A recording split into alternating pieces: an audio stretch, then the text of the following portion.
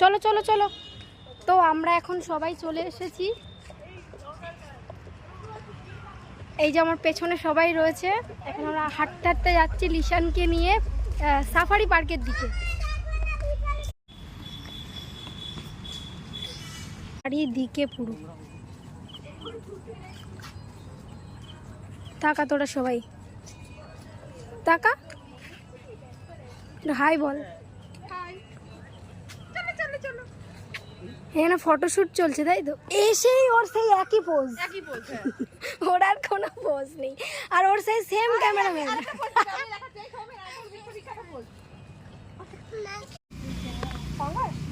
তাই না, এগুলো অ্যাকোরিয়ামের মাছ।